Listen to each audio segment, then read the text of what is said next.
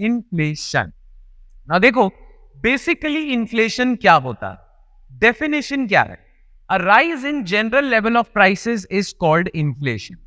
देखो, अगर overall India में ऑलमोस्ट सारी ही चीजें महंगी होती जा रही हैं, उसे हम इन्फ्लेशन कहेंगे। ठीक है, अगर एक पर्टिकुलर चीज महंगी हो रही है, मान लो ये पर्टिकुलर पेन महंगा हो रहा है, बाकी सारी चीजें सस्ती हैं, तो उसे हम इन्फ्लेशन नहीं कहते। अगर सिर्फ यही पेन महंगा हो रहा है तो हम कहेंगे इस पेन में प्राइस राइज हो रहा है। पर इन्फ्लेशन का मतलब क्या होता है? जनरल लेवल ऑफ प्राइसेस में बढ़ोतरी। ये जनरल वर्ड इंपॉर्टेंट है। जनरल का मतलब ऑन एवरेज सारी ही चीजें महंगी हो रही है। तो जब ऑन एवरेज सारी ही चीजें महंगी हो रही होती हैं, उसे ही हम इन्फ्लेशन कहते हैं। कोई एक चीज महंगी हो रही है, कोई एक चीज सस्ती हो रही है, उसे नहीं कहेंगे। ऑलराइट, तो general level of increase in prices को ही हम इन्फ्लेशन कहेंगे। जनरल लेवल, ऑन एवरेज सारी चीजें महंगी हो रही। नाउ एक बात ध्यान से आप सुनना, जब भी आपने न्यूज़पेपर में इन्फ्लेशन के बारे में पढ़ा होगा तो आप ऐसे सुना होगा आपने, that inflation in the month of February was 6%, inflation in the month of March was 5%। तो महंगाई को ये हम परसेंटेज में कैसे लिख रहे हैं? Well, for a very simple reason, महंगाई बेसिकली हम मेजर कैसे करते हैं? पिछले महीने के मुकाबले अगर इस महीने प्राइसेस बढ़े हैं तो कितने से बढ़े। लेट्स सपोज पहले किसी चीज का था प्राइस 100 रुपीज और आज उस चीज का प्राइस हो गया 106 रुपीज। तो ये जो इन्फ्लेशन हुई है, ये जो प्राइस में इंक्रीज हुआ है, ये 6% से हुआ है, राइट? इसीलिए इन्फ्लेशन को हम परसेंटेजेस में देखते हैं। परसेंटेज में इन्फ्लेशन में हम क्या चेक करें कि जो प्राइस राइज हुआ है, general level of price rise हुआ है, वो कितने से हुआ है। अगर ये 106 के बजाय 110 होता तो इन्फ्लेशन वुड हैव बीन 10%। ठीक है, तो ये तो आपको क्लियर होना चाहिए कि हम परसेंटेजेस में क्यों करते हैं। नाउ इन्फ्लेशन तो आपको समझ आ गया कि इन्फ्लेशन होता है general level of increase in prices या जनरल महंगाई, राइट? अगर इन्फ्लेशन होता है महंगाई, तो डिफ्लेशन क्या होगा? डिफ्लेशन होगा सस्ताई। अगर सस्ताई एक वर्ड है, पर डिफ्लेशन का मतलब क्या होगा? Fall in prices, fall in general level of prices. तो अगर प्राइसेस बढ़ रहे हैं तो इन्फ्लेशन है, प्राइसेस गिर रहे हैं तो डिफ्लेशन है। तो डिफ्लेशन के केस में जब हम डिफ्लेशन मेजर करते हैं तो हम लिखते हैं -6%। हम यहां माइनस का वर्ड ऐड कर देते हैं, माइनस का वर्ड या माइनस का साइन लगा देते हैं। इसका मतलब क्या है कि पिछली बार के मुकाबले प्राइसेस कम हुए। कितने से कम हुए? 6%। So deflation is always accompanied with a negative sign. ठीक है, तो आपको इन्फ्लेशन पता चल गया, डिफ्लेशन भी नाम से आपने गेस कर लिया हो। अब डिसइंफ्लेशन क्या हो? डिफ्लेशन हो रहा है, प्राइसेस कम होना। इन्फ्लेशन मतलब प्राइसेस बढ़ना। तो डिसइंफ्लेशन का मतलब क्या होगा? रेट ऑफ प्राइस राइज कम होना। यह याद रखना, डिसइंफ्लेशन इज नॉट डिफ्लेशन। डिफ्लेशन और डिसइंफ्लेशन में फर्क है, और वो फर्क क्या है? लेट्स सपोज प्राइसेस पहले बढ़ रहे थे 10% और अब प्राइसेस बढ़ रहे हैं 4%। तो प्राइस राइज की बढ़ोतरी में, ग्रोथ रेट में कमी आ गई है। This is what disinflation is. Disinflation का मतलब होता है कि पहले जितनी तेजी से प्राइस बढ़ रहे थे, अब उतनी तेजी से नहीं बढ़ रहे हैं। वो जो तेजी थी वो कम हो चुकी है, दैट इज डिसइंफ्लेशन। ठीक है, पर डिसइंफ्लेशन में नेगेटिव का साइन नहीं होगा। Disinflation means slowing down of growth rate in inflation.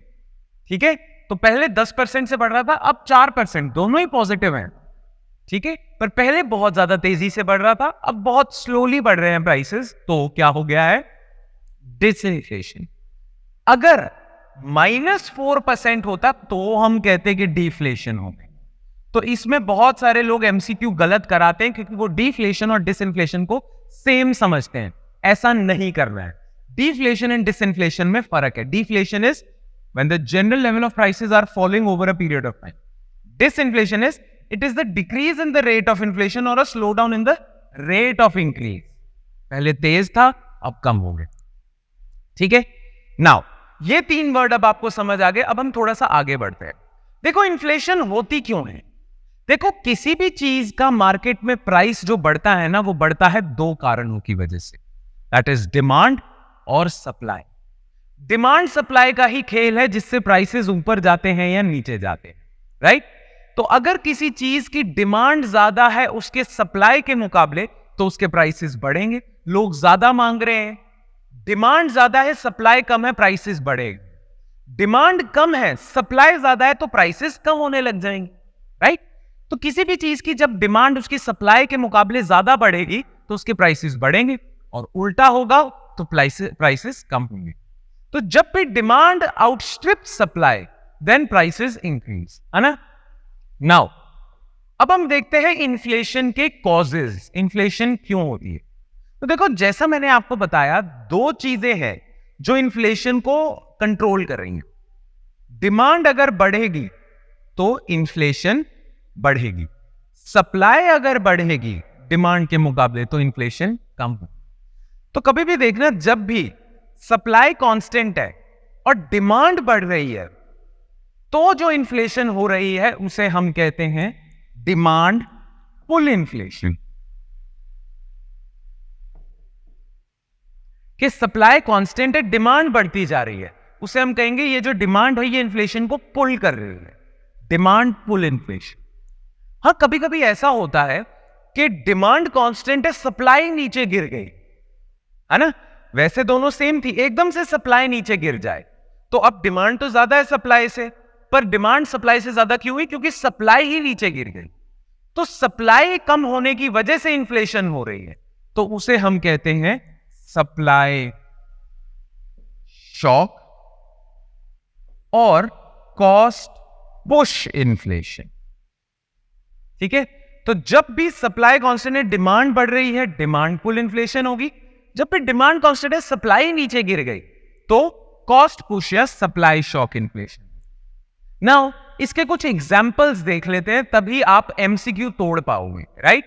तो कॉजेज ऑफ इन्फ्लेशन में जितने भी कॉजेज होते हैं इन्फ्लेशन के, इन्फ्लेशन होने के बहुत सारे कारण हो सकते हैं। जितने भी कारण है सबको हम दो कैटेगरीज में बांटते हैं, या तो वो कारण होगा डिमांड पुल या वो होगा सप्लाई शॉक या कॉस्ट पुश। तो डिमांड पुल कब होगा? जब सप्लाई कांस्टेंट है, डिमांड बढ़ती जा रही है। अब इसके एग्जांपल्स क्या है? A growing economy. अगर आपके कंट्री की इकोनॉमी बढ़ती जा रही है तो लोगों की इनकम्स भी बढ़ती जा रही हैं। लोगों की इनकम्स बढ़ती जाएंगी तो वो ज्यादा स्पेंड करेंगे, डिमांड बढ़ा देंगे, तो इन्फ्लेशन होने लग जाएगी। तो जब भी इकोनॉमी ग्रो करती है थोड़ी बहुत इन्फ्लेशन होने लग जाती है, इसीलिए थोड़ी बहुत इन्फ्लेशन इज कंसिडर्ड गुड। ठीक है? Then over expansion of money supply. अगर आरबीआई मनी सप्लाई ही बढ़ा दे कि जितना भी पैसा है हमारी इकोनॉमी में वो ही बढ़ जाए, तो अब मनी सप्लाई अगर बढ़ जाएगी तो लोगों के पास ज्यादा पैसा होगा, वो ज्यादा डिमांड करेंगे, डिमांड बढ़ जाएगी, राइट? डिमांड पुल। अगर गवर्नमेंट इनकम टैक्स कम कर दे या कॉर्पोरेट टैक्स कम कर दे, डायरेक्ट टैक्सेस अगर गवर्नमेंट कम कर दे, तो अब आपको कम पैसा टैक्स में देना पड़ेगा, तो अब आपके पास ज्यादा पैसा बच जाएगा खर्च करने के लिए। आप ज्यादा खर्च करोगे, डिमांड बढ़ा दोगे, तो इससे भी डिमांड पुल इन्फ्लेशन होती है। ग्रोथ इन वेजेस, लोगों की तनख्वाहें बढ़ने लग जाए, तो लोगों की अगर तनख्वाहें बढ़ने लग जाएंगी तो वो डिमांड ज्यादा करेंगे, demand pull inflation. And next is higher inflationary expectation. ये बड़ा ट्रिकी सी चीज है। आपकी एक्सपेक्टेशन है ना अगर कि इन्फ्लेशन होने वाली है तो इन्फ्लेशन हो जाएगी, सिर्फ आपने एक्सपेक्ट किया है। देखो अगर पूरी इकोनॉमी में, पूरे इंडिया में ये फैल जाए, ये बस एक मिथ फैल जाए कि कल को ये पेन महंगा होने वाला है, ठीक है, कल ये पेन महंगा हो जाएगा, तो सारे लोग क्या करेंगे? सारे लोग ना आज ही ये पेन खरीदना शुरू कर देंगे, क्योंकि उन्हें डर है कि कल नहीं खरीद सकते, कल महंगा हो जाएगा, तो आज ही खरीद लेते हैं। तो वो आज ही डिमांड बढ़ा देंगे, आज ही डिमांड बढ़ा देंगे तो डिमांड बढ़ जाएगी, इन्फ्लेशन होने लग जाएगी। ऐसा पेट्रोल के साथ हम देखते हैं, जब भी खबर आती है कि 2 दिन बाद सरकार पेट्रोल के रेट्स बढ़ा रही है, आप सारे पेट्रोल पंप के बाहर लाइनें लगा देते हैं। क्यों? क्योंकि आप नहीं चाहते महंगा पेट्रोल खरीदना, तो अब आज ही पेट्रोल खरीदने लग जाते हो, आज ही डिमांड बढ़ा देते हो, जिसकी वजह से इन्फ्लेशन हो जाती है। कौन सी? डिमांड पुल। ठीक है? अब कुछ कॉस्ट पुश या सप्लाई शॉक के एग्जांपल्स देख लेते हैं। This happens when there is disruption in supply, supply ही गिर गई या कॉस्ट ऑफ प्रोडक्शन बढ़ गई। सप्लाई साइड फैक्टर्स देख रहे हैं ना, या तो किसी चीज की सप्लाई गिर जाए, या जो प्रोड्यूसर उसको बना रहा है ना, मान लो मेरी फैक्ट्री है, मैं ये पेन बना रहा हूं, अगर मेरी कॉस्ट ऑफ प्रोडक्शन ही बढ़ जाएगी, मेरे रॉ मटेरियल की कॉस्ट बढ़ गई, मेरे लेबरर को वेजेस देने की कॉस्ट बढ़ गई, अगर मेरी कॉस्ट ऑफ प्रोडक्शन ही बढ़ जाएगी तो मैं इस पेन का भी प्राइस बढ़ा दूंगा। तो ये जो पेन का प्राइस बढ़ा है ये कॉस्ट पुश की वजह से बढ़ा है, या कभी कभी होता है सप्लाई शॉक, कि सप्लाई ही गिर गई, राइट। तो इसके एग्जाम्पल क्या है? Rising wages. ना ध्यान रखना, राइजिंग वेजेस दोनों का एग्जाम्पल। अगर लेबरर्स की तनख्वाहें बढ़ जाएंगी तो मुझे ज्यादा पैसा खर्च करना पड़ेगा लेबरर्स को तनख्वाह देने में। अगर मेरी फैक्ट्री है तो मेरी कॉस्ट ऑफ प्रोडक्शन बढ़ जाएगी, मैं ये पेन का प्राइस भी बढ़ा दूंगा, cost push. Increase in the price of raw material, अगर इस पेन को बनाने का रॉ मटेरियल महंगा हो गया तो मैं इसे भी महंगा कर दूंगा, cost push. Higher indirect taxes, अगर सरकार इस पेन पे जीएसटी बढ़ा दे, इस पेन पे सरकार जीएसटी बढ़ा दे, तो आपको ज्यादा पैसा नहीं देना पड़ेगा इस पेन का।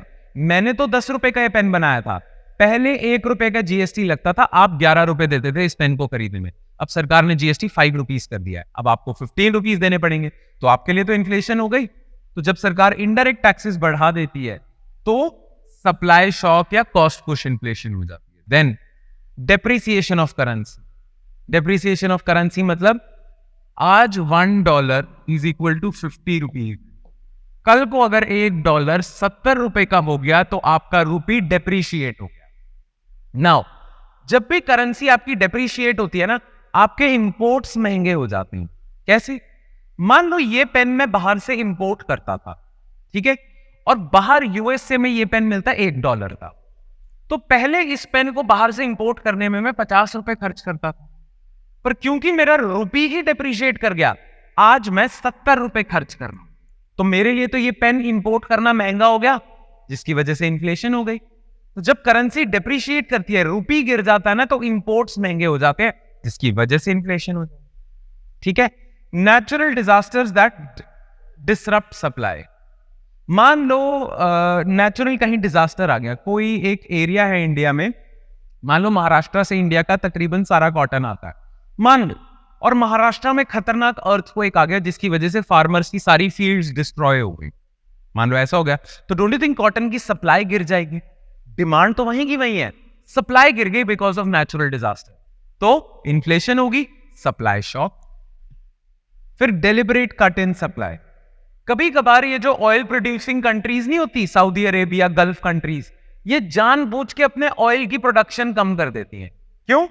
क्योंकि दुनिया में ऑयल की डिमांड तो है, पर ये सप्लाई कम कर देते हैं, जिससे प्राइस बढ़ जाता है, प्राइस बढ़ जाता है, फिर महंगे पे तेल बेचते हैं, right. So deliberate cut in supply, तो जब भी सप्लाई कम होगी या कॉस्ट ऑफ प्रोडक्शन बढ़ जाएगी तो ये वाले फैक्टर्स इन्फ्लेशन करेंगे, जब खाली डिमांड बढ़ रही है तो ये वाले फैक्टर्स इन्फ्लेशन करेंगे। सिंपल।